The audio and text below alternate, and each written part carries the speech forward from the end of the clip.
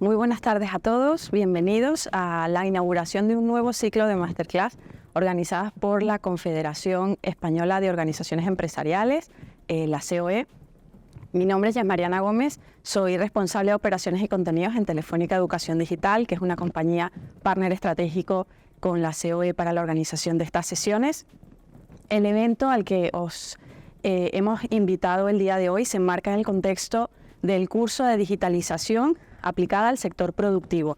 Es un proyecto que está financiado por el Ministerio de Educación y Formación Profesional y que además está, financiado con los fondos europeos a través de los fondos Next Generation. En esta masterclass, en el día de hoy, vamos a hablar de los retos de la digitalización y claves para la gestión del cambio. Para abordar ese tema tan interesante y que realmente está tan de actualidad, hemos invitado a Carlos. Carlos, buenas tardes. Un placer tenerte con nosotros el día de hoy. Carlos Rabazo Márquez es gerente de transformación digital. Tengo aquí una pequeña chuleta para que no se me escape nada. Es gerente de transformación digital de empresas, como digo, y ecosistemas de innovación en Telefónica España. Eres profesor investigador en la Universidad Francisco Vitoria y docente de inteligencia artificial, Big Data y Business Analytics, ¿correcto? Así es. Bueno, tienes un currículum realmente impresionante, o sea que estamos muy entusiasmados con tenerte el día de hoy y poder aprender un poco contigo de todas esas experiencias de digitalización que has venido trabajando a lo largo de tu trayectoria y que seguro para todos los que están hoy acompañándonos va a ser realmente inspirador, por un lado, y que de alguna manera pues también nos puede dar algunos tips de qué cosas evitar cuando estás digitalizándote. Total. ¿Verdad? Bienvenido. Muchas gracias, Jess. Si me dejas, ¿vale? Si te voy a pedir permiso, no me voy a querer extender demasiado, pero sí me gustaría aprovechar, además de para dar la bienvenida a todas las personas que están aquí hoy, recordar o informar a aquellos que están por primera vez con nosotros un poco de qué es esto del curso de digitalización, ¿vale? Que es por el que estamos aquí hoy. Es un curso, como decía, que está organizado por la COE, que está financiado por el Ministerio de Educación y Formación Profesional.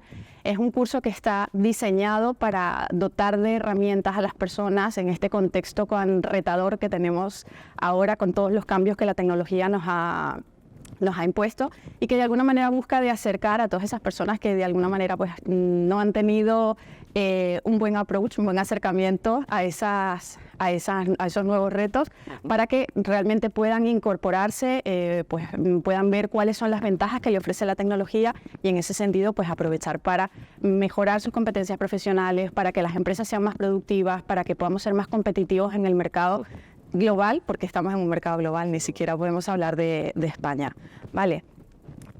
Bueno, el curso tiene 30 horas, más o menos.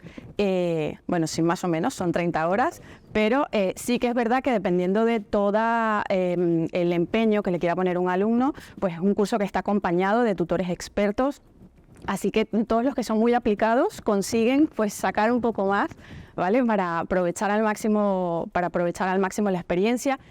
Tenemos contenidos, tenemos las masterclasses, o sea que siempre intentamos que todos los estudiantes, todos los alumnos, todas las personas interesadas pues puedan realmente tener un acercamiento con lo que es el mundo real, ¿no? Con lo que realmente está pasando en las empresas y lo que realmente se nos está demandando.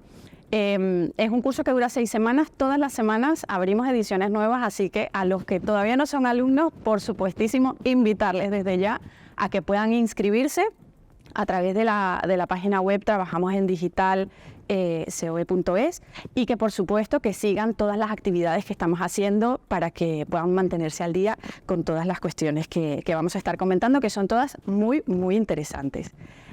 Carlos, yo no me voy a extender más porque quiero que tengas todo el tiempo necesario para que puedas acompañarnos y llevándonos en esta transición, ¿no? De lo que estamos y qué estamos haciendo y que puedas pues ponernos un poco al día de qué es lo que está ocurriendo en el mundo fuera y qué podemos aportar, qué podemos hacer para no quedarnos atrás. Fantástico. Pues muchísimas gracias, Jess, por tu generosa presentación y bueno, y muchas gracias con carácter general a la COE por haberme invitado, ¿no? En esta ponencia. Estamos en un contexto complejo, estamos en un contexto en el que de alguna forma todas las empresas se tienen que digitalizar Y a mí me gustaría comenzar con una analogía. No sé si puedo dar la presentación ahora mismo, a partir de la información que tenemos. Y básicamente lo que os quería transmitir es comenzar con una analogía. Esa analogía tiene que ver con este mapa de color que veis aquí, de la estadística de lanzamientos de la NBA, en diferentes zonas del campo, desde el 2001 hasta el 2019-2020. Y ahí estáis viendo claramente que se ha producido una transformación. Entonces, lo que me gustaría es que hiciéramos un análisis y a partir de este análisis pues explicáramos los conceptos de transformación, ¿no? Pero vamos, lo que vemos claramente es que ha sido una evolución incremental a lo largo del tiempo en el que las reglas de juego son las mismas en el baloncesto, pero sin embargo los entrenadores han especializado a sus jugadores de tal forma que han conseguido un cambio en los procesos. Esos cambios en los procesos han conseguido que sean procesos más rentables, es decir, con menor coste, o los mismos costes que antes tienen mayores factores de producción, ¿no? Pero insisto, esa transformación que se ha provocado en esta analogía que he hecho, se han cambiado los procesos con tecnología, pero las reglas son las mismas. Pero nos enfrentamos a una situación en el mercado donde están apareciendo tecnologías, o mejor dicho, hay una serie de tecnologías que de forma combinada pueden provocar una disrupción total y absoluta en el mercado, en sus negocios. Tal es así que la analogía continuaría como, imagínate que se encuentra una forma de entrenar a esos jugadores de tal forma que tiraran o lanzaran desde zonas del campo donde los puntos, los tiros valieran 5 puntos, ¿no? A eso me estoy refiriendo. No solo es hacer las cosas mejor, sino conseguir romper la dinámica y las reglas del propio negocio. Y eso, insisto, se consigue en muchos casos con tecnología. Nosotros ya hace algún tiempo que nos veníamos preguntando, oye, obviamente ya hoy en día nadie se pregunta si se tiene que digitalizar, oye, tengo que acelerar y cuánto más tengo que acelerar. Ya no es una opción, eso está claro, ¿no? Aquí la cuestión es que si analizamos de dónde venimos, por qué nos estamos digitalizando, tiene mucho que ver con la competencia que llegó del otro lado del océano, la competencia digital, que básicamente digitalizó economías enteras, mercados enteros, sin pedir permiso a nadie. Fíjate, casos como Uber, Airbnb, ¿vale? Y empezaron a dar cosas muy diferentes a nuestros clientes. Pero la base, si hacemos un análisis de qué cosas diferentes daban, la base es básicamente que daban una experiencia de usuario absolutamente excelente. Y cuando hablamos de una experiencia de usuario estamos hablando de millones de clientes, ¿no? Entonces, ¿cómo eres capaz de dar una experiencia de usuario excelente a millones de clientes, ¿no? Pues ahí tenemos que tirar mucho de tecnología. No puedes tener gente detrás que haga esos análisis, ¿no? Ahí tienes que tirar de inteligencia artificial, de automatismos, porque la percepción de la calidad de los servicios que obtenemos de un proveedor es básicamente, va muy fundamentada en la personalización. Si nuestro proveedor ha conseguido personalizar la propuesta, la percepción que tenemos, la calidad del uso de esos servicios es muy buena. Lo siguiente, de alguna forma, es que el dato se ha convertido en el centro de toda la actividad. Se han dado cuenta todas las empresas que si tomaban decisiones basadas en los datos, como hacen estas empresas, pues básicamente llegan a niveles de eficiencias nunca vistos antes, ¿no? Cuanto más te conocen... Absolutamente. Absolutamente, porque si te conocen, te pueden personalizar mejor la propuesta, con lo cual tú tienes una mejor percepción de la experiencia de usuario, pero claro, tienes que atesorar mucha información de los clientes, con lo cual ya puedes, dentro del mercado, dar sensación de uso transparente y confiable de esos datos o no te los van a ceder, ¿no? Luego, por otro lado, cambió también estas empresas. Alguien se podría preguntar, oye, ¿quién es el responsable de I+D de Google o de Apple? No hay responsable de I+D. O sea, toda la empresa es I+D, no sé si me explico, ¿no? Y las empresas que venimos de entornos más tradicionales, en mi caso Telefónica, pues veníamos de una herencia en la que teníamos no solo un departamento de I+D, sino que teníamos una empresa dedicada al I+D, ¿no? Luego, por otro lado, no sé si puedo continuar con la presentación en pantalla, pero por otro lado sucedieron una serie de cuestiones que tienen que ver con la innovación. La innovación está más orientada hoy en día a tener un ecosistema del cual te alimentes, ¿no? Del cual, pues, en virtud del contacto con startups, te permita introducir en tu modelo de negocio toda esa innovación. Y ya no tanto el tener un departamento de I+D. De hecho, nosotros decimos mucho que la innovación en una empresa no es un departamento, la innovación en una empresa es una actitud que deben tener los empleados de esa empresa. Luego, por otro lado, es que básicamente todos los procesos de negocio de una compañía se basan en disponer de procesos de negocio soportados por sistemas, y esos sistemas tienen que ser lo suficientemente flexibles de tal forma que estén totalmente automatizados y de tal forma que los costes no sean fijos. Es decir, cuanto más uses los procesos de negocio, más usas los sistemas que hay por debajo y por lo tanto más pagas, pero si los usas menos porque tu negocio tiene cierta estacionalidad, pues deberías ser capaz de pagar de forma acorde con el volumen de uso de tus procesos de negocio, ¿no? Entonces ahí todo lo que es evolución hacia plataformas cloud, el tener APIs abiertas que de alguna forma te permita interconectarte con servicios de otras empresas es absolutamente fundamental. Y toda la automatización hoy en día se consigue básicamente con sistemas de inteligencia artificial. En ese sentido, sucede una cuestión muy curiosa, ¿no? Y es que cuando las empresas más tradicionales nos comenzamos a transformarnos digitalmente, volvimos otra vez a ganar o reconectamos de nuevo con nuestros clientes porque nos ganamos su confianza, porque de alguna forma empezamos a superar sus expectativas, porque nos perciben más simples. Cuando te transformas digitalmente también atraes más talento, es decir, una empresa digital atrae más talento digital que una empresa que no lo es, ¿no? Con lo cual, fíjate el círculo vicioso que se produce ahí, ¿no? Por otro lado, también te da más capacidad al transformarte digitalmente a reconectar con tus inversores, porque si tienes tecnología, los costes bajan y aumentan en muchos casos los ingresos, con lo cual el margen del cual puedes redundar en los accionistas, pues mejora ostensiblemente, ¿no? En ese sentido, la transformación digital provoca en las organizaciones pues un crecimiento, que tengan un crecimiento sostenido, ¿no? Aumenta la productividad de sus empleados, aumenta el volumen de negocio en muchos de los casos, ayuda a retener talento y a contactar con nuevo talento, mejora la experiencia de clientes, y eso hace algo que yo considero fundamental, y más allá de todas esas rentabilidades y eficiencias, que tiene que ver con que las empresas que están más transformadas digitalmente son empresas que son más ágiles. Y es importante ser ágil. Si continuamos con la presentación, siempre digo que es importante ser ágil porque han sucedido cosas en los últimos meses que nos han demostrado que aquellas empresas que estaban más digitalizadas se han movido más rápidamente, han conseguido adecuarse a situaciones como las que hemos vivido últimamente, la crisis de la cadena de suministro, por desgracia, la guerra de Ucrania y la situación que estamos viviendo ahora mismo. Entonces, todas esas situaciones, de alguna forma, nos hacen ver que, oye, la tecnología me aporta mucho, pero una de las cosas que más me aporta y es más importante hoy en día es que me hace más ágil.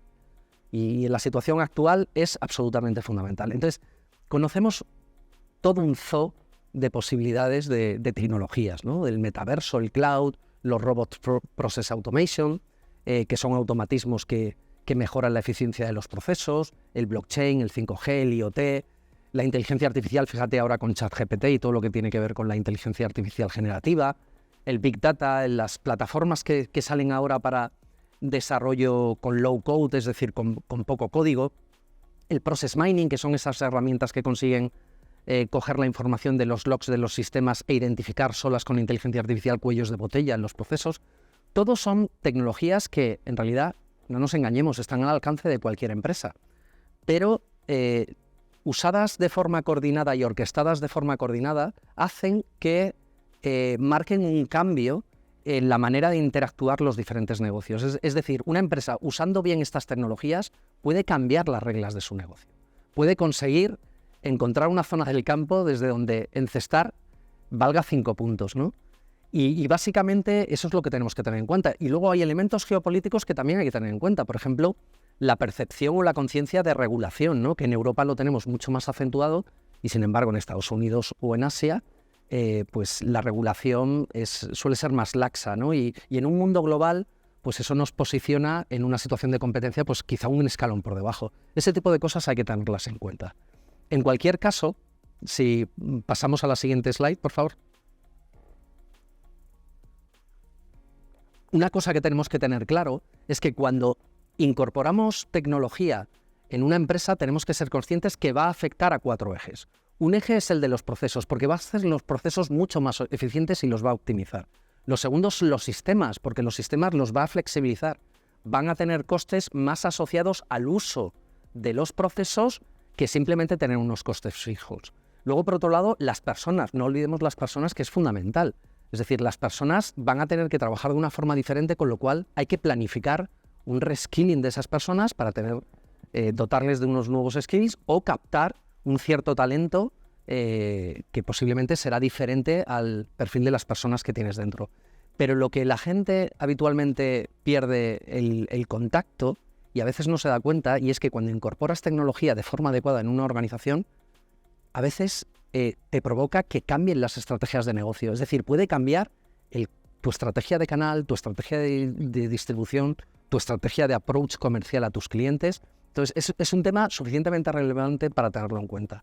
Otro tema que hay que tener en cuenta, y es fundamental, tiene que ver con el hecho de que cuando tienes un proceso manual, pues no eres competitivo, pero es difícilmente ciberatacable. Sin embargo, todo lo que digitalices, cuando tú digitalizas una organización, el área sobre la cual puedes recibir ciberataques, evidentemente, se expande.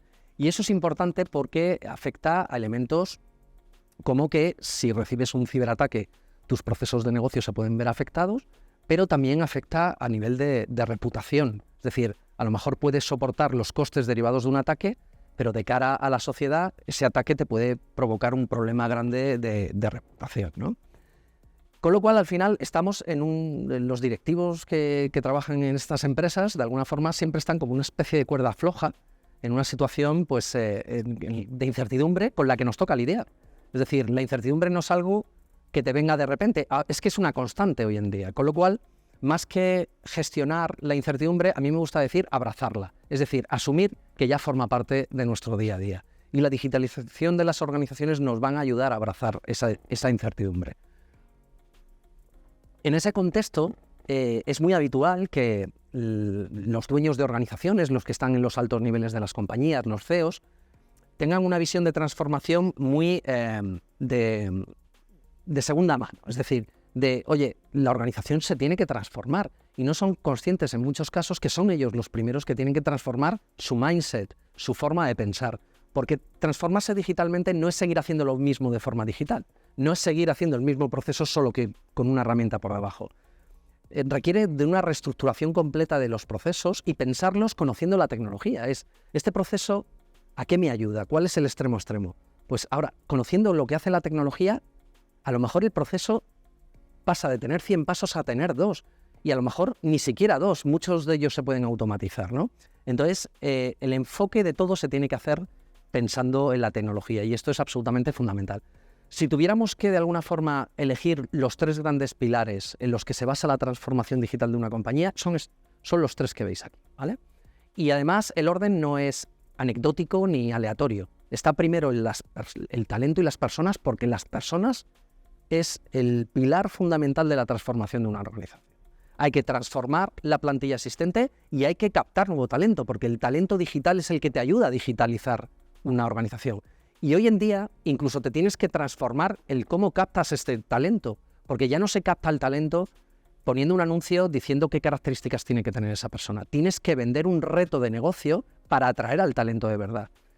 Y si es fundamental captar talento de una forma diferencial, es fundamental fidelizar ese talento. O sea, o eres capaz de darle a ese talento retos intelectuales constantes, o esa persona se va a aburrir y se va a ir de la compañía, con lo cual tienes que transformar a los mandos intermedios para que sean capaces de poner retos intelectuales a este talento.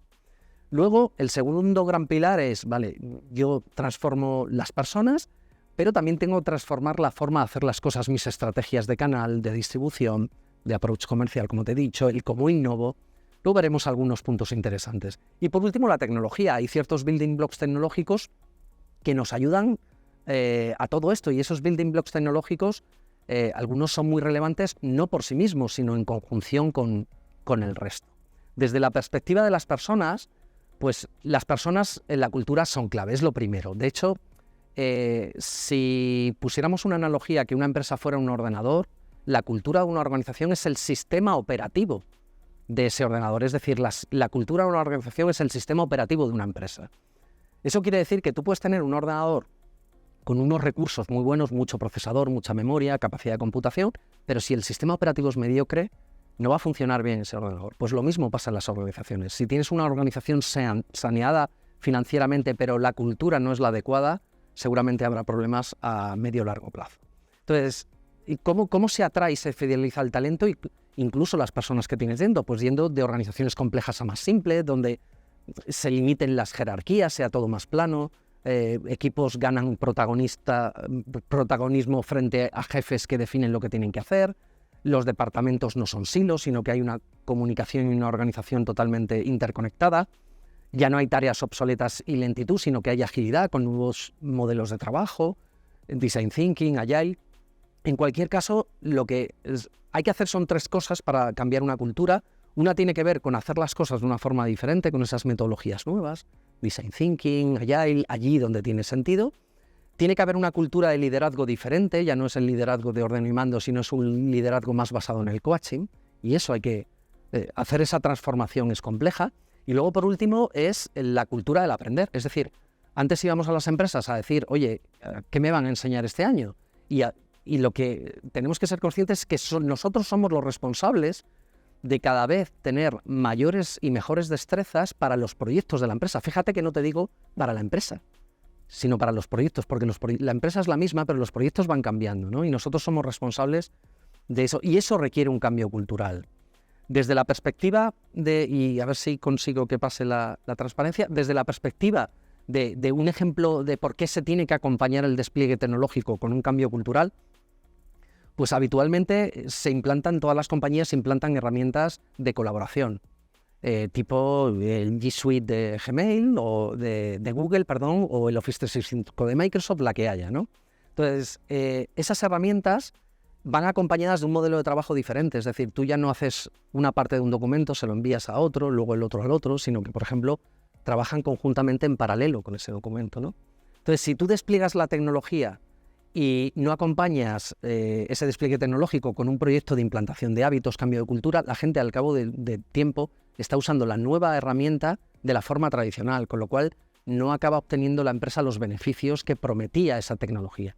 Insisto, es absolutamente fundamental entender que el ser digital no es un software, es una actitud, y la actitud es algo que hay que sembrar y hay que cambiar, hay que generar esa concienciación. Me gustaría aprovechar para romper un mito de la resistencia al cambio, porque se suele decir, jolín, es que en mi organización hay mucha gente que se resiste al cambio. Enhorabuena. Es decir, la resistencia al cambio se suele producir por gente que está muy involucrada en el proyecto de la empresa. Si no le importa, pues le va a dar igual. Dice, dime lo que tengo que hacer de manera diferente, yo lo haré cuando pueda y mientras cobre al final de mes, no sé si me explico. Sin embargo, la gente que se resiste al cambio es porque realmente está involucrada con el proyecto. Entonces, lo que hay que entender es que muchas veces la resistencia al cambio es fruto de no haber sabido comunicar cuál es ese cambio y qué beneficios va a causar a la organización. Porque un cambio me va a hacer a mí ser, durante un tiempo, menos eficientes que antes, hasta que me pongo al día. Entonces, alguien me tiene que explicar por qué voy a ser más ineficiente. Entonces, ese tipo de cuestiones es importante recalcar porque muchas veces se nos olvidan. Como te decía, las personas son importantes, pero hacer las cosas de forma diferente también lo es, y es muy importante. De hecho, fijaros, los modelos de innovación que teníamos antes eran modelos de innovación basados en departamentos, en gente de investigación y desarrollo que se encargaban básicamente de objetivar esa innovación, ¿no?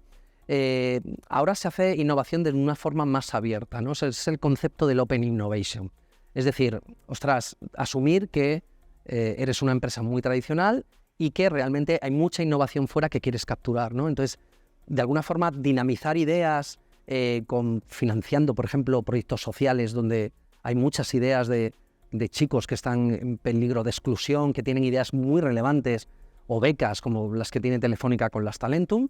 A partir de ideas que aparecen ahí, de startups que hay en el mercado, pues hacer entornos o espacios que faciliten dar medios a que la gente desarrolle esas ideas, o hacer incubadoras o ecosistemas de startups, ¿no? Como tiene Telefónica con Wayra. Eso hace que estas academias aceleradoras que tiene Telefónica pues consigue identificar startups que son muy relevantes para el negocio de Telefónica, ¿no? Y además es como una especie de balón de oxígeno dentro de la organización, porque al estar en contacto la organización con esas startups, acabamos absorbiendo inercias y formas de trabajo y de pensar que son diferentes a como tenemos dentro de la organización. Y luego el poder coger esas startups e invertirlas con, por ejemplo, a través de los mecanismos que tiene Telefónica, de Telefónica Ventures, Américo, en el contexto de Open Future, que somos capaces de alguna forma de acelerar esas startups a que sean empresas que generen tejido empresarial español de relevancia, pues nosotros, por ejemplo, hemos encontrado que ese mecanismo de innovación pues nos funciona mejor que tener un departamento de I+D. Pero como digo, el hacer las cosas de forma diferente tiene que ver, a ver si podemos pasar la transparencia, tiene que ver con, pues bueno, os puedo poner algún ejemplo que ha existido en el mercado de cómo se plantean las cosas de forma diferente, ¿no? Más allá de la propia tecnología. Kohl's, por ejemplo, es un retailer norteamericano que, entre otras cosas, vende ropa, y cuando la gente empezó a comprar ropa en Amazon, pues evidentemente bajaron sus ventas. Entonces llegó Kohl's a un acuerdo con Amazon y le dijo, yo sé que te cuesta mucho la logística inversa, es decir, cuando la gente devuelve los productos, pues yo pongo mis tiendas a tu disposición para que devuelvan los productos y te reduzco el coste que tienes de esa logística inversa. Al día siguiente sus acciones subieron en bolsa casi un 10%, porque los inversores no son tontos. Efectivamente, Kohl's consiguió que gente que iba a devolver productos de Amazon llenaran sus tiendas, más de un 13% más de tiendas, ¿no? Y de ese 13%, casi un 50% eran clientes que nunca habían estado en Kohl's o que hacía más de 6 meses. Eso es oro molido para los retailers, que conseguían que ya que estabas ahí para devolver un producto, acababas comprando algo en Kohl's. ¿Te das cuenta cómo es un cambio de estrategia? Y tecnológicamente tampoco es muy relevante, porque es simplemente a los vendedores de Kohl's darle acceso a los sistemas de Amazon para que puedan devolver los productos, ¿no? Otro ejemplo es el de la empresa Aerofarms, que hace cultivos hidropónicos verticales, y básicamente lo que ha cogido son almacenes en los centros de la ciudad, hace los cultivos hidropónicos, y esas lechugas que veis en la imagen que están ahí, a lo mejor esta tarde ya se están vendiendo en algún retailer alrededor de este almacén, ¿no? Con lo cual la persona que consume la lechuga o el vegetal que sea, no ha estado X días en cámara. Pero, absolutamente. Y fíjate que destroza esta transformación digital, porque hay mucha tecnología detrás, Internet of Things, Analytics, Big Data, que permiten que esto funcione, ¿no? Pues lo que consiguen es toda la logística desde el campo hasta la ciudad para llevar esos vegetales, pues desaparece. Estás transformando un mercado, no sé si me explico, ¿no? O, por ejemplo, el caso de marketing que hizo Volvo en el 2016, ¿no? Esto es de escuela de negocio, pero Volvo, que pagaba millones de euros, como todas las marcas de coche, por aparecer en un anuncio, en el anuncio de la Super Bowl, cuando están en el descanso, pues dejó de hacerlo y simplemente publicó en redes sociales que si durante el descanso alguien veía un anuncio de un coche y enviaba un tweet con un hashtag que era Volvo Interception, pues participaba en un sorteo de un coche. Pues si veis las cifras, que los estáis viendo ahí en pantalla, cada vez que salía un anuncio de un coche, la gente hablaba de ese coche en redes sociales, pero hablaban el doble de Volvo. Es decir, esto es conocido en las escuelas de negocio como el mayor rapto de los fondos de marketing en la historia, ¿no? Es decir, es hacer las cosas de forma diferente, ¿no? O el caso de Deliveroo, que dice, oye, a los restaurantes, vuestras cartas las pongo en una aplicación para que acceda a la gente y pida los pedidos. Los restaurantes dijeron, qué bien, un canal nuevo, gratuito, y me piden más, ¿no? Con lo cual, fantástico, pero no se estaban dando cuenta que Deliveroo se estaba quedando con lo que llaman el petróleo actual, que son los datos, con lo cual con esos datos se dieron cuenta que en zonas concretas la gente siempre pedía lo mismo, con lo cual crearon dark kitchens, cocinas de Deliveroo, donde cocinaban aquellas cosas que más pedía la gente en esa zona. Entonces, al final se hacen, en lo que es la cadena de valor, se hacen fuertes en el eslabón más importante, que es el que tiene contacto con el cliente, y acaba desintermediando a los restaurantes, ¿no? Entonces, por eso quiero decir que a veces con tecnología lo que consigues es cambiar las reglas. Deliveroo aquí consiguió lanzar desde una zona y que sus puntos valían 5 puntos, ¿no? O, por ejemplo, Dufry, que es un proyecto interno en el que trabajamos, en el que transformamos toda la tienda, porque antes de la pandemia el incremento de pasajeros en los aeropuertos era de un 5%, con lo cual le incrementaban los costes de los espacios un 5%, con lo cual o Dufry era capaz de crecer en ingresos un 5% o su negocio iba en declive, ¿no?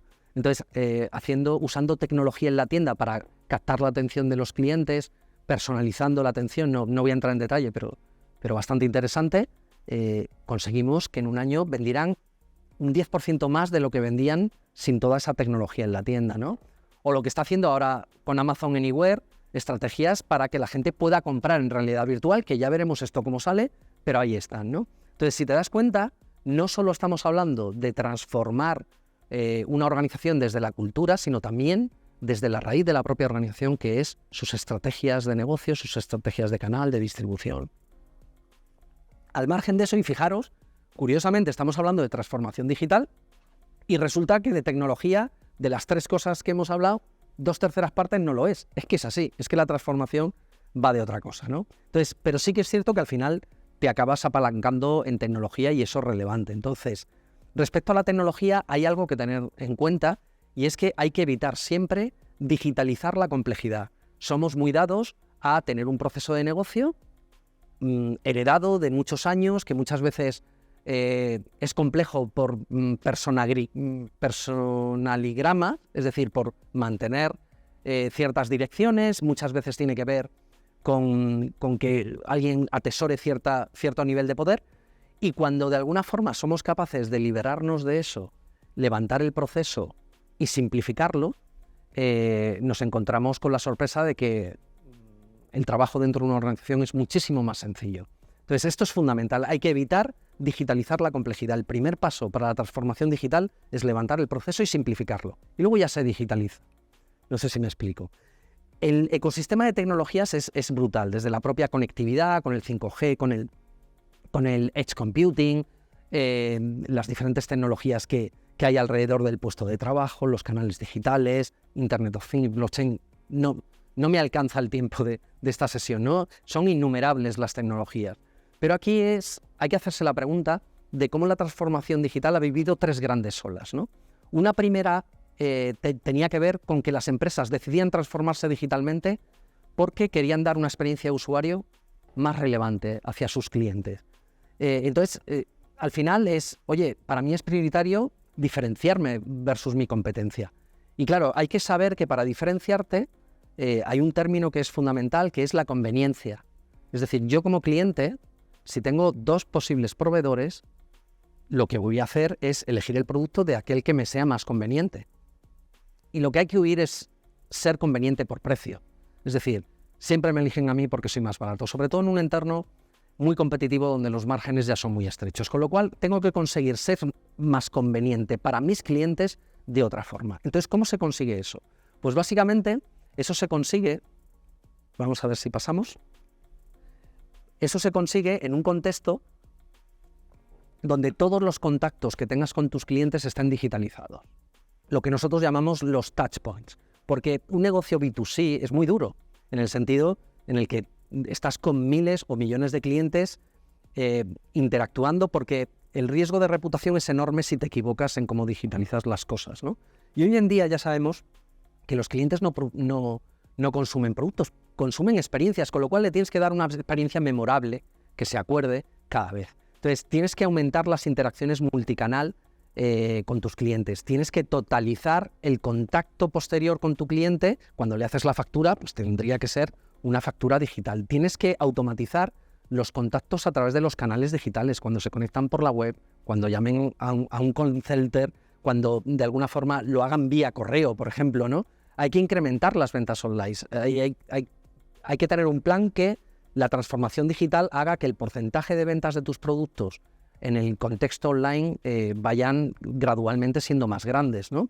Hay que, de alguna forma, todas las incidencias que tengan tus clientes, ser capaces de resolverlas remotamente para ser eficiente y que tenga sentido. Y sobre todo, en todos esos touch points, tienes que aprovechar esos puntos para recoger información del cliente, porque eso es oro. Eso te va a permitir personalizar ese contacto, ¿no? Entonces, un entorno que tenemos muy bien trabajado todos para capturar información del cliente es el entorno online. A través de una página web, cuando entra, tenemos muchas maneras de saber qué ha pasado, ¿no? Pero en un entorno offline, lo que sería el espacio físico, pues no había mucha capacidad, pero hoy hay tecnología que te permite tener cartelería digital, gestores de turnos digitales, ambientaciones musicales que varían en función de las personas y los perfiles de la gente que está dentro de tu tienda, tótems y escaparates, medidores de audiencias, localización y combinación de diferentes iluminaciones y sobre todo las antenas de Wi-Fi que nos permite identificar a través de la dirección MAC del cliente quién es. Con lo cual, si eres capaz de tener información del cliente en el entorno online, que es fácil, y eres capaz de capturarla en el entorno offline, puedes hacer una estrategia multicanal combinando esas dos fuentes de información, ¿vale? Esas dos fuentes de información que te dan conocimiento del cliente y te permite dar un customer experience. Insisto, el tener datos de nuestros clientes cuando van a las tiendas físicas es tan importante como cuando nos interactúan con nosotros a través de canales online, ya sean apps o ya sean webs, ¿no? Entonces, a partir de ahí, fíjate que teniendo ese conocimiento profundo del cliente, de sus comportamientos, de sus intereses, de sus opiniones, los ratings que pone a otros servicios, recomendaciones que hacen, con esa información eres capaz de personalizar las 3 grandes fases de la captación del cliente, que es cómo atraes la atención del cliente. Con la información de todos los clientes eres capaz de personalizar cómo atraes la atención. Una vez que has atraído la atención, tienes que convertirla en ventas. Entonces, puedes personalizar esa conversión en ventas y una vez que la has convertido en ventas, tienes que fidelizar a ese cliente y que ese propio cliente se convierta en un altavoz en redes sociales, ¿no? Pues todo eso es personalizable. Y la estrategia omnicanal, que sería dar una experiencia homogénea, sincronizada en los diferentes canales, parte de la base de que seas capaz de obtener toda la información posible de sus clientes. Esto es absolutamente fundamental. Si te das cuenta, antes comentaba que la primera ola de la transformación digital, es decir, la primera excusa era quiero dar a mis clientes la mejor experiencia. La segunda ola fue, oye, si soy una empresa que toma decisiones basadas en los datos, voy a dar una mejor experiencia a mis clientes, con lo cual esa transformación hacia tomar decisiones basadas en los datos. Y la tercera gran ola es lo que llamamos la superautomatización. La inteligencia artificial ha dado un salto cuántico desde el 20 de noviembre del año pasado, que salió ChatGPT. Todos hemos visto el impacto de estas herramientas y todo lo que es la inteligencia artificial generativa genera otras formas de trabajar, con lo cual imagínate todo lo que hemos dicho hasta ahora, la importancia que tiene, ¿no? Hemos sido testigos de los nuevos servicios que va a sacar, por ejemplo, Microsoft, linkados al Office 365 con el Copilot, que es una suerte de ChatGPT integrado con el Copilot, donde básicamente podremos delegar en él que vaya a ciertas reuniones, nos mandará un resumen, tareas. Vamos a tener que cambiar mucho la forma de trabajar. Se nos abre un mundo con la inteligencia artificial que va a provocar esta tercera ola de transformación digital, va a ser muy relevante. Por hacer un recap, básicamente, cuando uno afronta la transformación digital, tiene que tener en cuenta la cultura, es decir, las personas, las estrategias, los procesos, todo el ecosistema de componentes tecnológicos, pero tiene que tener claro que puede hacer muchas cosas. ¿Cuál hago primero? Es la pregunta que se hacen todos los clientes. Pues para eso lo que tiene que ver es linkar cada proyecto de transformación digital a unos KPIs que tienen que ser de negocio. Si yo implemento una estrategia de omnicanalidad, ¿qué va a mejorar en mi negocio? Y lo tienes que vincular a tu negocio en términos de voy a captar un X% más de clientes, los voy a fidelizar un X% más, voy a vender un X% más, porque si no vinculas proyectos de transformación a KPIs de negocio, la probabilidad de éxito va a ser exigua, ¿no? Entonces, hay consultores que ayudan a hacer estas cosas, ¿no? Que son capaces de sintetizar todo el conocimiento que tiene el cliente, contextualizarlo con el que tienen los consultores con otros clientes y hacer este tipo de planes. Este tipo de planes aceleran procesos de transformación digital, ¿no? Entonces, básicamente lo que hacen es una radiografía de la empresa y ven cómo está esa empresa en términos de cultura, de procesos, de building blocks tecnológicos, de estrategia, y hace un gap análisis de cómo está esa empresa con cómo debería ser con la tecnología actual. Y a partir de ahí identifica qué proyectos habría que poner en marcha, qué coste tendría cada proyecto, cómo de alineado está cada proyecto con la estrategia de la compañía y qué KPIs de negocio va a movilizar. Con esos datos te permite priorizar. Eliges aquellos proyectos que te cuesten menos implementar, que afecten a KPIs de negocios, impacten de forma importante y que estén alineados con tu estrategia. Y básicamente ese es el modelo o la estructura de cómo se aborda una transformación digital. Hay que hacer un assessment en términos de cultura, procesos, tecnología, y en ese sentido, como digo, las dimensiones de cultura, procesos y tecnología te van a dar proyectos que te acerquen a ser una compañía que tome más decisiones basadas en los datos, que sea más centrada en el cliente, proyectos que te hacen que haya nuevos modelos de trabajo con inteligencia artificial dentro de tu organización, que te provoque una transformación de la innovación. En fin, a partir de ahí te salen multitud de proyectos que, insisto, hay que ligarlos a KPIs de negocio. Y junto con esa información, pues te permite plantear fases. Insisto, fase 1, aquellos proyectos que cuestan menos implementar, impacta más en los KPIs de negocio, etcétera, etcétera. Todo lo que he dicho. Pero hay que tener una visión global de todo esto, ¿no? Y esa propuesta de roadmap de transformación es absolutamente fundamental para llevar a éxito una transformación. Pero ojo que no queda aquí. No es solo saber lo que hay que hacer, es también muy importante plantear un modelo de gobierno que nosotros llamamos Oficina de Transformación Digital, que básicamente es la que lleva a tierra esos proyectos, los ejecuta de una manera determinada, tiene un cuadro de mando que identifica si los proyectos se están cumpliendo en tiempo y en forma, y efectivamente si los KPIs de negocio, que esos proyectos implantados, de alguna forma se hizo una previsión de que iban a impactar en la empresa, se ve efectivamente si eso es así. Eso es absolutamente fundamental, tener un modelo de gobierno acorde. Por resumir, las claves del éxito en una transformación digital es, por un lado, tener una visión holística, es decir, no olvidarse ni de las personas, ni de las estrategias, ni de la innovación, ni de los procesos, ni de la tecnología. Lo segundo es simplificar, simplificar, simplificar, no digitalizar la complejidad, levantar procesos, simplificar y luego digitalizar. Lo tercero es ligar proyectos a objetivos de negocio. El objetivo de negocio puede ser ganar relevancia de cara a un cliente o atraer, retener talento, pueden ser proyectos de recursos humanos, o generar retorno, o mayor agilidad, más eficiencia de los equipos, o crecimiento en ingresos, o reducción de costes. Y el cuarto es, con esa información, priorizar.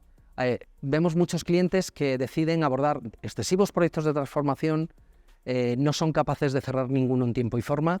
Entonces, la clave aquí está en no abarcar demasiado, saber exactamente de todo lo que puedes hacer, qué es lo más prioritario ahora, ¿no? En base a los criterios que he dicho, ¿no? Entonces, las conclusiones es que,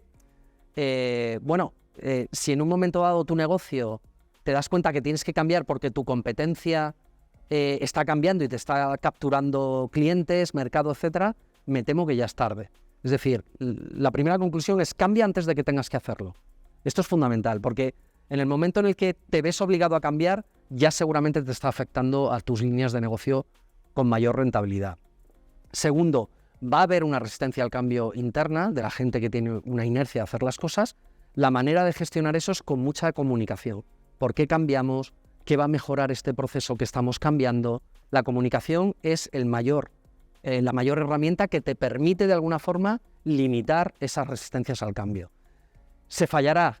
La tercera conclusión es, muchas veces se falla, pero lo que no es opcional es no seguir intentándolo. Es decir, que damos por hecho que de todos los proyectos que se ponen en marcha, alguno puede no salir bien, ¿no? Y luego, por otro lado, de alguna forma hay que comunicar mucho los avances, es decir, hay que vender dentro de la organización los avances de la transformación digital. No hay nada peor que te pueda pasar en una compañía que seas el responsable de transformación digital y al cabo de un año alguien se pregunte, ¿a qué se dedica este equipo? Es decir, tienes que continuamente comunicar esa transformación, esos cambios que se están consiguiendo, porque muchas veces no se ven a primera vista. Son cambios tan graduales que no se ven y pueden poner en peligro la existencia de ese tipo de proyectos, ¿no? Entonces, las personas y la actitud hacia el cambio de esas personas marcan la diferencia en el proceso, con lo cual hay que trabajar mucho la transformación cultural de esas personas, ¿no? Y por último, decir que la transformación no es cosa de un departamento. Hay muchos que dicen, no, bueno, sí, hay un departamento de transformación digital, ellos ya se están encargando. Tenemos que ser absolutamente conscientes que la transformación digital se colidera. Somos todos responsables de que se produzca una transformación digital en una transformación, así que manos a la obra, ¿vale? Nunca mejor dicho. Sí, totalmente. Realmente, Carlos, o sea, estaríamos, yo creo que horas escuchándote porque todo lo que nos has contado es súper interesante, te da como ganas de saber más, de ver qué otras cosas están sucediendo, qué están haciendo los otros negocios, porque a veces incluso pues ideas que están pasando en negocios o en sectores que no tienen nada que ver con el nuestro pueden ser inspiradores para precisamente esos cambios de los que hablabas. Yo me he tomado algunas notas, tengo una noticia buena y otra mejor. La noticia buena es que si hay alguno de nuestros espectadores que el día de hoy a lo mejor se haya quedado con alguna duda respecto a las tecnologías que nos has comentado, a los conceptos que has trabajado, de ciberataques, de ciberseguridad, de inteligencia artificial, de ChatGPT, nuestros alumnos, los alumnos que están haciendo los cursos de COE, están ya familiarizados con eso. Esa es la buena noticia. No estamos partiendo de cero. Realmente se está haciendo un trabajo muy interesante para que las personas que son la base de todos los cambios al final pues puedan realmente participar de todo este proceso y liderar este proceso, porque todo tránsito tiene un inicio. Y la noticia mejor es que los cursos están abiertos todas las semanas. Entonces es muy posible que tengamos gente que nos está viendo, sea en vivo o sea en diferido, porque la sesión se ha grabado y la vamos a compartir a través del canal de YouTube de la COE. Pues puede, digamos, si le han quedado algunas dudas y se está viendo que, la transformación digital, esto va a llegar, no sé muy bien por dónde me va a pillar el toro, pues no pasa nada, porque todos los miércoles hay inicio de nuevos grupos, así que se pueden inscribir. Fantástico. Y no solamente, pues obviamente, ver y repasar todas las cuestiones que nos has comentado hoy, sino también pues ponerse al día y seguir participando de todas las masterclasses que vamos a tener a lo largo de los próximos meses. Me he quedado también con un dato que decías, ¿no? De lo importante que es el reskilling. A fin de cuentas, es un poco para lo que estamos aquí hoy. Toda la gente que ha dado un paso para inscribirse en el curso y que lo dará, porque confío en que también nos va a traer muchos nuevos alumnos en el futuro muy próximo, muy cercano. En realidad están ya trabajando la noticia. Esta es la mejor de la mejor. La mejor noticia es que realmente ya estamos trabajando, ya estáis trabajando en vuestro reskilling, y eso forma parte de la transformación digital. La transformación digital no es algo que hacen los demás, es algo que hacemos nosotros por nosotros mismos y por el futuro del trabajo. Y para continuar, yo tengo que agradecer a todos. Tenemos algunos alumnos aventajados, porque yo no dije, y esto es mérito tuyo, de todas las cosas interesantes que has dicho, yo no dije que se podía hacer preguntas. Es un pequeño detalle que se me escapó al principio, pero tenemos algunas personas que son aventajadas, que les ha encantado todo lo que estamos hablando, que le ha generado el chip de la curiosidad, que es el más importante que tenemos como seres humanos, y sí que ya nos han llegado algunas preguntas. Fantástico. Así que vamos a aprovechar estos últimos minutos para intentar responder a las personas que nos están acompañando y que quieren quieren ver tu opinión sobre algunas cuestiones, ¿vale? Una de las preguntas nos dice, en relación a la inteligencia artificial generativa y otras formas de trabajar, ¿qué es y cómo va a funcionar ChatGPT? Bueno, ¿qué es ChatGPT? Básicamente yo creo que todos tenemos una cierta idea. Es lo que se llama un LLM, un Large Language Model, un gran modelo de lenguaje, que después de haber sido entrenado pues, con prácticamente toda la información que teníamos accesible digitalizada del planeta, pues de alguna forma pues ya vemos que es capaz de relacionarse con nosotros pues, en lenguaje natural, casi como un humano, y resolver casi cualquier cuestión, hacer resúmenes, traducciones, pedir consejo de prácticamente cualquier cosa, ¿no? Es básicamente lo que es mucho más complejo, pero no tenemos tiempo. El cómo va a funcionar ChatGPT, cómo va a transformar en la forma que trabajamos, a mí me gusta mucho el concepto que se ha acuñado de inteligencia aumentada, ¿no? La inteligencia aumentada es la suma de la inteligencia artificial más la inteligencia natural, ¿no? En muchos casos se habla de, oye, es que esto va a sustituir, en realidad no es que vaya a sustituir, sino que vamos a tener un asistente como un ayudante muy, muy, muy, muy potente. Con lo cual, aquellas cosas que de alguna forma pues nos costaba mucho hacer, ahora lo vamos a hacer con mucha más facilidad, ¿no? Entonces, aquí la cuestión es ser conscientes que tenemos que aprender a usar estas herramientas. Es decir, no es una herramienta en la que yo le diga, oye, pues tengo que hacer, si soy un periodista, pues estos son los hechos y hazme una noticia. Evidentemente, ChatGPT va a devolver esa noticia, pero a esa noticia le va a faltar la personalidad del periodista, le va a faltar. Entonces, es mejor aprender a preguntarle hechos a ChatGPT para que te ayude, oye, ¿dónde crees tú que debería incidir? Y que al final sea la persona la que acabe componiendo esa noticia. Estoy poniendo un ejemplo, ¿no? Pero ayudado por este copiloto o por este ChatGPT. Entonces, insisto, el mal uso que pueden tener estas herramientas es delegar de forma excesiva sobre ellas lo que son las tareas que se hacen en el día a día. Entonces, va a cambiar mucho la forma de trabajar porque muchas cosas que antes tardábamos mucho tiempo lo vamos a hacer ahora muy rápido. Es decir, con la versión 4 de ChatGPT antes se hacía con una herramienta externa que se conectaba a ChatGPT, que se llamaba PDF Chat o Chat PDF, pues ahora el propio ChatGPT en su versión 4 admite que subas un PDF y le hagas preguntas sobre eso. Entonces imagínate si eres una persona que responde a pliegos de concursos públicos, que se tiene que leer un PDF de 100 páginas para saber qué es lo que tiene que hacer y entregar, pues usando ChatGPT puede acelerar mucho ese proceso. Pero no digo que ChatGPT vaya a presentar el resultado de la... No sé si me explico, ¿no? Entonces, dentro de ese rescaling, el uso de este tipo de herramientas, por un lado, se tiene que hacer de forma inteligente, mezclando la inteligencia natural con la artificial, y en segundo lugar, hay que saberle preguntar para sacar el máximo provecho, etc. Va a cambiar mucho la forma de trabajar, sin duda. Interesante. La siguiente pregunta nos consultan: ¿cómo recomiendas que las empresas comiencen a integrar estas tecnologías en sus operaciones actuales para lograr una transformación digital efectiva? Que sea, que no se vaya a quedar como por el camino, ¿no? Sí, efectivamente. Yo creo que es un poco lo que he esbozado en la ponencia. Hay que tener una visión holística, es decir, se pueden hacer muchas cosas y los clientes muchas veces abordan aquella que consideran que puede ser más relevante, ¿no? Pero eso hay que objetivizarlo. Entonces, lo que hay es que hacer un análisis más o menos exhaustivo de qué tecnologías hay, qué casos de uso puede haber dentro de mi organización con esta combinación de tecnologías, y ahora voy a ver para cada una de esas cosas que se pueden hacer, cuánto cuesta hacerlo, cuánto cuesta implantarlo.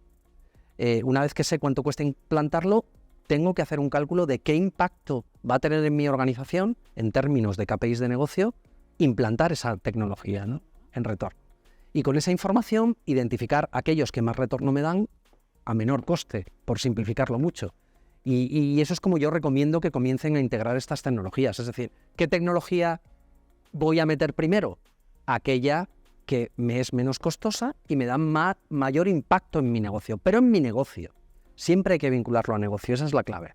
Y decías antes también una clave que es la vida misma, ¿no? Que también cierta tolerancia a la frustración. No pensar que si hacemos 20 procesos, los 20 van a salir bien. Que esto no es exclusivo de la transformación digital, o sea, claro. Es la vida, ¿no?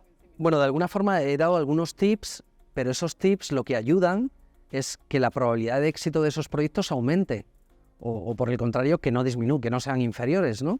Pero siempre hay situaciones en las que, una vez implantado, por mucho que se ha estudiado, pues se ve que a lo mejor no está lo suficientemente maduro. Pero bueno, ya has dado un paso, que mantienes un primer contacto con esa tecnología y muy posiblemente, y nos ha pasado muchas veces, con la maduración de esa tecnología y ese aprendizaje hace que el revenue llegue más tarde, pero llegue. Perfecto. Creo que teníamos otra por aquí. ¿Qué estrategias específicas sugieres para que las organizaciones transformen su cultura y capaciten a su personal para adaptarse y prosperar en un entorno digitalizado? Las personas. Sí, pues básicamente con comunicación, es decir, todo lo que tiene que ver para transformar la cultura, la transformación de una cultura de una organización tiene que ver con muchas cosas, ¿vale? Hay que hacer muchas cosas.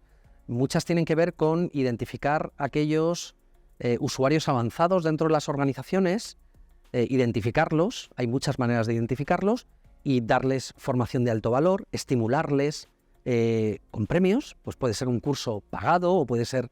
O sea, hay muchos mecanismos para eso, pero convertir a esas personas que son personas adelantadas a la media, de alguna forma que se conviertan en lo que nosotros llamamos las manchas de aceite, ¿no? Que alrededor de ellos se vaya extendiendo el uso de una práctica en diferentes ámbitos de una empresa, ¿no? Otras cosas que se hacen dentro de la transformación cultural, obviamente tiene que ser con la formación, pero hasta la propia formación se debe transformar. Es decir, ya no tiene sentido meter 5 horas a un montón de empleados a recibir un curso de una tecnología. Todo el mundo está con el WhatsApp, con el correo, nadie no se transforma. Nosotros hemos descubierto, por ejemplo, que vídeos que no superen el minuto y medio, porque al cabo del minuto y medio la gente se desconecta, vídeos personalizados. Imagínate que implantas Office 365 en una empresa, pues haces un vídeo personalizado para el uso de Teams, por ejemplo, en un administrativo, que tiene que organizar sus reuniones a su director. Pues recibe cada día un vídeo de 1 minuto y medio diciendo cómo organizar esta reunión cuando la tengas que hacer, cómo hacer un resumen de cómo... No sé si me explico. Y entonces es como cuando tú te vas a una ciudad de Norte Europa, en Ámsterdam, que ves que parece que no llueve, es como un chiribiri, ¿no? que se dice por el norte. Y sales sin paraguas y al cabo de una hora estás calado. Pues esto es igual. Esas gotitas pequeñas son esos pequeños vídeos, esos estímulos que son continuos, pero que con el tiempo calan realmente en la cultura de una organización. Bien, creo que tenemos alguna pregunta más. Todavía tenemos unos minutillos. ¿Podrías dar ejemplos de cómo las empresas pueden mejorar su relevancia y retención de talento utilizando herramientas digitales? Sí. Bueno, desde la perspectiva de las herramientas digitales, obviamente son todas aquellas herramientas que facilitan el trabajo colaborativo. Es decir, si tú contratas, imagínate, en un departamento de ciencia de datos, ¿no? Un data scientist es un perfil, una persona que tiene un doble grado de ingeniería informática y matemáticas. ¡Ojo! Y claro, tú metes a esa persona dentro de la organización y de repente para compartir los documentos lo tiene que dejar en un directorio compartido. No sé si me estoy explicando. Esa persona va a huir de esa empresa. Es decir, toda la tecnología que viste que da facilidades de colaboración al empleado hace percibir al empleado durante el onboarding de, oye, estoy en una organización moderna, Entonces, la tecnología ayuda bajo esa perspectiva. Pero luego hay un componente humano muy importante y es, si el mando intermedio dice, tú eres el becario, doble grado a mí me da igual, tú eres el becario. Toma con este Excel, no sé si me explico, ¿no? Es decir, hay que formar y hacer un rescaling de los mandos intermedios para que sepan poner retos intelectuales a estos chicos, ¿no? A ese talento digital. Para que no se vayan. Aquí en retos para todos. Sí, sin duda. Ninguno nos escapamos. No, la transformación es absolutamente global. Efectivamente. ¿Podrías dar ejemplo de cómo algunas empresas han reinventado sus modelos de negocio a través de la digitalización para mantenerse competitivas? No diste alguno en la charla, pero a lo mejor estamos buscando alguno. Sí, bueno, muchos tienen que ver con, y sobre todo hoy en día lo estamos viendo, con la personalización de todos los touch points que se hacen a los clientes. Es decir, hoy en día ya existen herramientas que permiten obtener información de cada punto de contacto que tiene una empresa con nosotros, ¿no? Y a través de esos puntos de contacto, utilizando algoritmos de Big Data principalmente y algoritmos de inteligencia artificial que identifican patrones en esas personas, son capaces de predecir, por ejemplo, pues cuando una persona no está contenta. Es decir, no hay, por parte de esa persona, no hay ningún feedback directo diciendo, oye, no estoy contento con el servicio, pero estos sistemas son capaces de identificar patrones específicos en grupos de personas que hacen ver que ese grupo tiene una probabilidad de alta de que estén descontentos. Con lo cual, se automatiza con otra herramienta acciones de campañas de marketing, pues de ofertas de reducción de precios en productos, ya las campañas de marketing que haya que de alguna forma le ofrezcan esos productos de retención al cliente de forma automática sin que haya nadie por detrás, que haya observado nada raro ni que haya decidido que a un cliente se le va a dar una oferta específica. Todo lo que tiene que ver con la fidelización de los clientes, identificar patrones que hacen ver que ese cliente puede estar descontento y que automáticamente lance ofertas de fidelización, son ejemplos muy típicos de grandes retailers que todos conocemos. Pues Carlos, ya nos queda muy poquito ya para acabar, así que yo te quiero agradecer que hayas aceptado esta invitación de inaugurar este ciclo. A vosotros por invitarme. De masterclasses que organizamos con COE en el contexto del curso de digitalización del que hemos hablado al inicio. Quiero agradecer también a todas las personas que nos han estado acompañando durante esta hora. Queremos invitarles también a que continúen y que sigan la agenda de actividades que se están organizando por parte de COE. Lo podéis encontrar en la página web de COE, en la sección de agenda. Allí están publicadas todas las actividades que vamos a estar realizando a lo largo de los próximos meses, durante 2024. La transformación digital, como hemos visto, como hemos dicho a lo largo de esta hora, es un proceso que ha comenzado hace algunos años, pero que no acaba con la implementación de una tecnología. Todas las semanas, todos los meses, todos los años tenemos cosas nuevas. Muy importante pues mantener, digamos, esa mente abierta, ese open mind del que hablábamos también, para poder aprender todas esas cosas que sin duda pues van a ser en beneficio de todos los que estamos incorporados en todos los sectores productivos del país. Además de este agradecimiento, quiero comentaros que hemos dejado en la pantalla un código QR para que los que queráis o sintáis motivados podáis contestar una breve encuesta con esta breve encuesta pues nos ayudáis muchísimo. Vuestro feedback es muy importante para nosotros para que podamos pues seguir mejorando y que sin duda pues todas estas acciones y todos estos eventos que se están organizando pues respondan a las necesidades que realmente vamos identificando con vosotros. Muchísimas gracias y buenas tardes a todos. Muchas gracias, Carlos. Muchas gracias, Jess.